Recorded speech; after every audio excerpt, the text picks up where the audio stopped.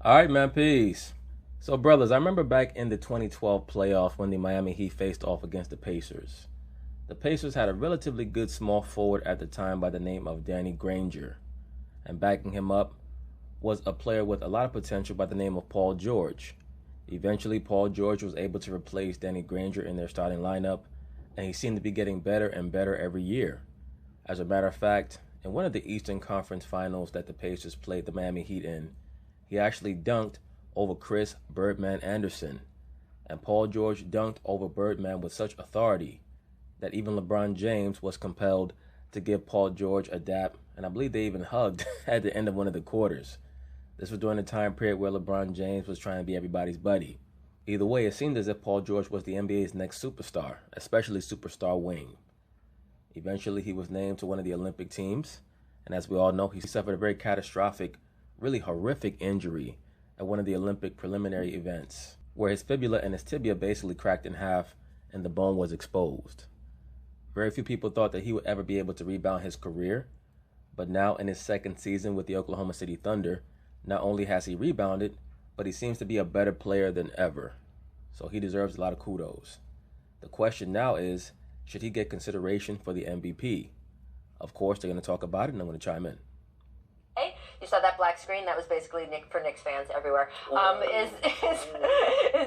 Where is PG-13 in the MVP conversation for you? He's not in the conversation for me. For me, in order for you to be in the conversation, I have to consider you one of the top 3 nominees. Right now, I could not consider Paul George one of the top 3 nominees for NBA MVP. I'd say he's definitely in the top 10. Maybe you could say top 5, maybe. But top 3 right now is Giannis, James Harden, and Steph Curry. Those are the top 3 guys. After that, we can debate who is who. Paul George is somewhere in that 5 to 10 range, probably upwards around 5. Maybe even 4, you could argue for 4. But I would have him somewhere probably around 5 or 6. Oh, he's definitely in there. Okay, but where is he? I'll say he is around the 5 range. Okay. I agree. Okay. You got to throw Giannis, of course. You have to throw James Harden. Yeah. Yes, James Harden. Obviously, you have to say Steph Curry. And then after that, it's up in the air. So he may be in that 4 slot. I agree with that overall. I would probably put him behind Jokic. I'd have to put Jokic ahead of him because of the success of Jokic's team thus far. I'd also have to consider maybe a Dame Lillard. His team right now is about 10 games over 500. You also have Joel Embiid in the Eastern Conference, the center for the Philadelphia 76ers, who's having a standout season. Who else? Kyrie, his team's record is not quite good enough, and there's been a lot of toxicity in that locker room, so I'm not quite sure how much favor we can give him right now. Who else? We also have the Toronto Raptors. Unfortunately for Kawhi, he's missed too many games. So somewhere around there, somewhere around that 5 or 6 mark, maybe 4, depending on your preference, I would have Paul George, even though I would put Jokic ahead of him. But he's right there because he's having a special year, and I think that has a lot to do with what Russ has been willing to sacrifice. Right. And it's for the better of the team, actually. What Russ has sacrificed is buffoonery and tomfoolery. The less shots that Russell Westbrook takes, the better. Actually. Yeah, I like the phrase "in the conversation." I like that's become a thing. Everyone gets to be in the conversation. No, not everyone. But that's my point. That's my point, actually. Too many people are in the conversation. The only people in a real conversation for MVP are the top 3 guys. You have Giannis, you have James Harden, you have Steph Curry. That's pretty much it right now. Not everyone gets to be in the conversation. When you fill out an MVP ballot, you got to put 5 names, and even if you don't win, right, it's a real mark of elite status that you're in that conversation. And Paul's right; he's in the conversation for 3, 4, 5, 6, 7. It's Giannis, Harden, and everyone else, but he's in that conversation. I wouldn't say Giannis, Harden, and everyone else. I would say Giannis, Harden, and keeping pace with them, but definitely behind them is Steph Curry.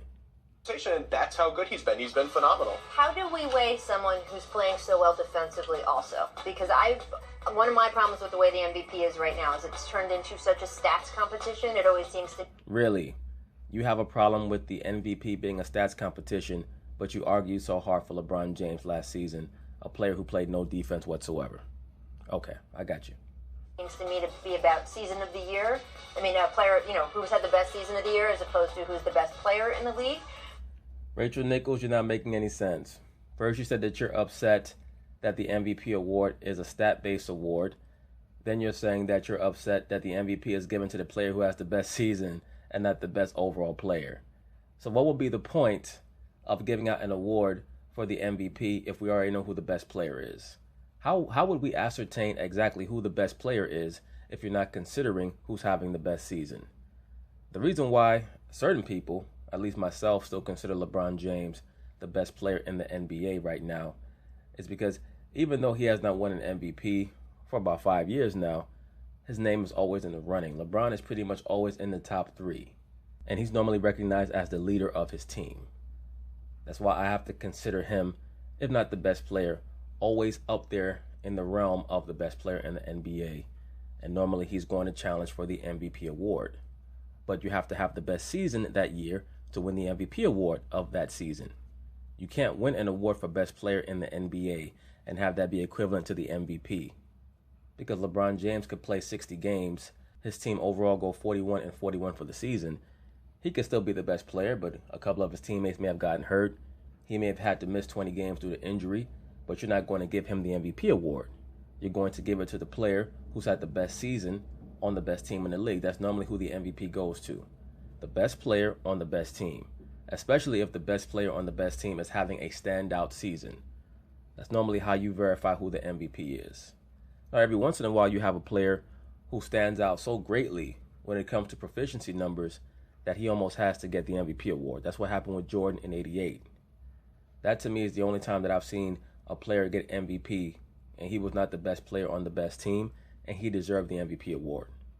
I didn't think Westbrook deserved it in 2017. I had no problem with James Harden getting it in 2018. As a matter of fact, he richly deserved it. And I thought that it would have been a crime if the liberal sports media would have been able to talk other people into allowing LeBron James to be the MVP when very clearly James Harden deserved the MVP award. Certain people might say, okay, well, so then how come you don't recognize James Harden as being a better player than LeBron James when not only has James Harden won the MVP award last year, but he was also in the running for it for 2015 and 2017? The answer to that is very simple.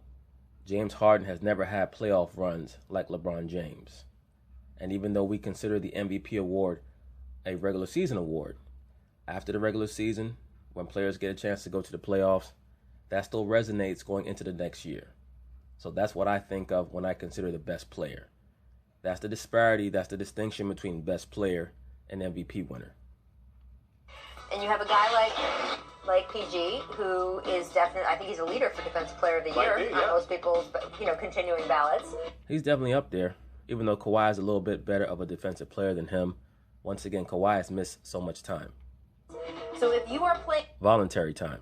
Playing two ways that good, where should you be in the most valuable player conversation as opposed to the best offensive stats conversation? Well, that's for every voter to decide, right? Like, I care about defense a lot. You just gotta watch. Let me rewind this back for a moment because it just shows you the hypocrisy of this person, Rachel Nichols. She's factoring in defense for Paul George's MVP candidacy, his quote-unquote MVP candidacy. But she was ready to give the MVP award to LeBron James last year, who played no defense whatsoever. Watch. He is right now, as it's turned into such a stats competition. It always seems to me to be about season of the year. I mean, a player, who's had the best season of the year as opposed to who's the best player in the league. And normally it goes to the player who's had the best season on the best team. She's leaving that out. It does not just go to the player having the best season. It goes to the player having the best season on the best team. As a matter of fact, I've been watching the NBA now for 30 years. When I think of the only player who won the award for having the best season and he was not on the best team or contesting for being on the best team, it was Russell Westbrook in 2017, who I thought should not have won it. And you have a guy like PG, who is definitely, I think he's a leader for Defensive Player of the Year on most people's, continuing ballots. So if you are playing two ways that good, where should you be in the most valuable player conversation as opposed to the best offensive stats conversation? Well, that's for every voter to decide, right? Like, I care about defense a lot. You just gotta watch the games. First of all, I think Giannis is an underrated defender. Like, he's a two-way player. He's a better two-way player than PG. I'm not quite sure if I would go that far. Let me say this. Paul George is definitely going to contest for being All-NBA First Team this year. He will contest for that. I'm sure that LeBron James will win it, especially if he's able to come back around February and play balls out through April.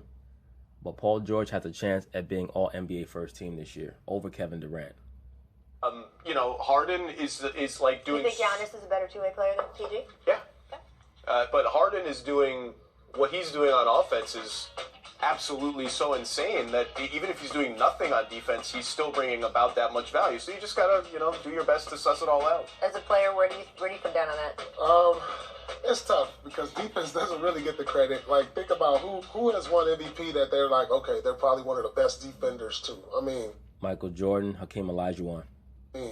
Michael Jordan. We're talking like, it's always based on offensive stats. Also LeBron James back in the early 2010s. Stats and based on your wins and your position of your team. So yeah. No, and I'm not saying that Paul George should be higher than where you guys have him in that 3, 4, 5 range. I'm just saying it's hard to figure out where to put him. We forgot Kawhi too. Right, exactly. Who finished second? So Kawhi also should get consideration for MVP, but once again he's missing too much time voluntarily, so he's not going to get any serious consideration. Once again, Paul George has an outside chance at being all NBA first team. He definitely is going to beat out Kevin Durant for the second team, no doubt. And if LeBron James does not get back early enough, he may be able to combat LeBron James for all NBA first team, even though I think eventually LeBron's going to come back and he's going to cement another all NBA first team because he is the darling of the NBA media. He's definitely one of them. LeBron James, Luka Doncic, they are the darlings of the NBA media. There you go. I want to get... But anyway, that's basically it on that. I'm happy that Paul George has been able to rebound in his life and in his career. All right, man, peace. Brothers, every once in a while, somebody surprises you and they exceed your expectations of what you believe they're capable of. And Paul George has definitely exceeded my expectations for him. I would never have thought that he was capable of having the season that he's having right now with the OKC Thunder. And they need that from him. He's having a Kevin Durant-esque season for that team. And he is definitely deserving of serious MVP consideration. Serious MVP consideration. Meaning what? He actually can win it. Not that he's just in the conversation. Because I believe that he's right there with Giannis and James Harden when it comes to serious consideration for the MVP. I think that Curry has declined. At one point, I had him as the dark horse. Prior to his injury, I had him as the leader. But he's kind of fell back now. And Paul George, without a doubt in my mind, has leapfrogged him. And he's smack dab in the middle of Giannis and James Harden. Because I actually will put Paul George over James Harden because he's much more impactful on defense. He's having a tremendous defensive season. If you just look at Paul George's defensive metrics and you didn't know anything about what he was doing on offense, you say he's having, a transcendent season, an impactful season for his team just on defense. And then you add in what he's doing on offense. Like he's right there. He's right behind Giannis in my view. And above James Harden. Slightly above James Harden, but above him right now. PG-13, a monster line last night. 47 points, 12 rebounds, 10 assists, 2 steals to help lead OKC to a win over, yes, a pretty darn good Blazers team. We've been talking, you cannot stop talking about this guy, and it is time to start slotting in MVPs here. Where is he on your MVP ladder, Tracy? Does he move up? For me, he's 1A right behind Giannis. 2. He's up to 2. I would agree with that, sir. He's number 2. So who's number 1 for you? Giannis. Giannis is still... Agreed. This is still number 2. Giannis came out the gates and, he's been playing consistently up until this point now. His team is number 1 in the East, best record in the league. So I got to stay with Giannis and what he was able to do. That's why I say it's never been difficult, truly, for me at least, to discern who the MVP of the NBA is. It's just not. It's the best player on the best team, especially if he's having a transcendent season. Now, if the best player on the best team is not having a transcendent season, then you look at who's on the second or third, maybe even fourth best team in the NBA. And if they're having a transcendent season, then you give them the award. But this stuff about, it's too much about stats and it should go to the best player. We know what that really means. When you decode that bullshit, it's really, let's give it to LeBron James again. And the media is desperate to get LeBron James a 5th MVP so that he could tie Jordan. And it's not going to happen. I said this many years ago, years and years ago, when they gave the MVP award to Kevin Durant. I said LeBron James will never win another MVP award in the NBA because the NBA was trying to show that they had other prominent players who were worthy of consideration for being the best player in the league, not just LeBron James. Because when you win the MVP, it does not really say that you're the best player per se. All it means is that you're deserving of consideration for being the best player in the NBA. And with Kevin Durant, Steph Curry 2 years in a row, Russell Westbrook, James Harden, all of those MVPs have been very richly deserved, even though I personally still think that James Harden probably should have gotten the MVP award over Russell Westbrook in 2017. But I understand Russell was able to do something that no player had done in like 40 plus years, that being average a triple-double in a season. And his team didn't make the playoffs. So I understand it to a degree. I still would not have given him the award because I thought that that may have been the first MVP award that a player had ever received that was purely stat-driven. And his team didn't even win 50 games. I didn't think that he deserved that, at least in the modern era. For the Milwaukee Bucks. But Paul George, my goodness. This is the best version of PG I've seen. I'm talking about even that PG that used to go against LeBron James when he was in Indiana. I've never seen him play at this level, both ends. He's even really rubbed off on Russ, to play better defense. PG. Absolutely. He's been a great influence on Russell Westbrook. PG, number 2 on my list. James Harden having a phenomenal year, but I can't forget about the beginning of the season with him. And also, Trace, let's be for real. The reason why you have James Harden number 3 on your list is because you don't respect his game. You don't respect how the modern culture in the NBA has made it so easy on him. I mean, it's almost like he's the favorite son in the NBA. Not only are these guys allowed to score in a far easier way, but they allow this guy James Harden to take 4 steps back on a step-back jump shot, to lower his shoulder into the defenders and then reel back like he's the one who got hit. And every referee in the NBA knows that he does this, and they still give him the call. He's having a hell of a stretch right now.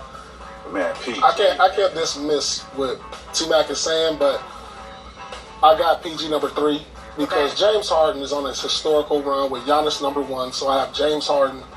And then I put PG number 3, but he did leap over Curry and Joel Embiid. I'd agree with that. Embiid, those 2 guys I had before him. He's taking an incredible leap for what he's doing. I also had Nikola Jokic ahead of Paul George for a good portion of the season. But, of course, PG has leaped over him as well. Offensively and defensively, because the defensive stuff people don't really recognize when you start talking about a guy who's going for MVP. We always just look at the numbers and the team, but defensively, he's the best 2-way player in the game right now. I would agree with that. That's another great point. Seemingly, he has leapfrogged over Kawhi Leonard as being the best 2-way player in the NBA. Yeah. Well, all right. So one of those things where I always talk about like value, right? What's the overall value? I think if you're gonna look at now, I would still take Kawhi over PG-13 because of what Kawhi has done in the playoffs. But as of right now, Paul George is having a better overall season as a 2-way player than Kawhi Leonard is. Gonna look at stats. Net differentials always gives you the value, right? When the guy's on the court versus when the guy's off the court, how does his team do? So here is. Wow, look at that. Paul George is plus 22.2 points per game, far higher than Kevin Durant or even Steph Curry. Steph Curry normally leads the league in point differential when it comes to individual players. So the fact that Paul George is over 7 points ahead of him shows you the level of impact that he's having. Here is the efficiency differential for some notable stars this season, including the guys we're talking about in the MVP race. It's not the only stat. It is a stat, though, that means a lot. To me, this talks a lot about value and what happens when you are on and off. And impact. On and off the court. That's just crazy. Look at how far above everyone else Paul George is right now. To be quite honest with you, this stat right here truly shows that he's the MVP of the league. That's really what this stat shows. Now, and by the way, that's not this month. That's the total accumulation of this season. That's a very powerful determiner. Very powerful. Determiner. It has a great impact, and it shows. So, it's crazy because when you look back at the MVPs, like Harden probably should have had 3 MVPs, but Russ had the triple. Well, not quite 3. I think that Harden should have won back-to-back. People constantly state that Harden should have won the MVP in 2015 when Curry won it. The Golden State Warriors won 67 games that year. Steph Curry was the engine. He had a transcendent year. He was dominant. He was playing like 31 minutes a game, averaging 25 points a game. He was the person who deserved that award. triple-double. Curry had 73 wins. We're going to come across this this year. Like Paul George, any other given year, he can win the MVP with what he's doing. But you have so many guys having historical years based on these numbers, but we have to pay attention to them. Yeah. I mean, look, I like that Giannis, PG-13, a lot of these guys we're talking about as front runners play at both ends of the court. Yeah. Because there are both ends of the court. And James Harden's defense, by the way, James is has definitely improved. Yes. It is not what we used to sort of show clips of and stuff. There is no question about it. Yeah, he actually tries now. James Harden might actually be able to guard a statue. A couple years ago, he couldn't even do that.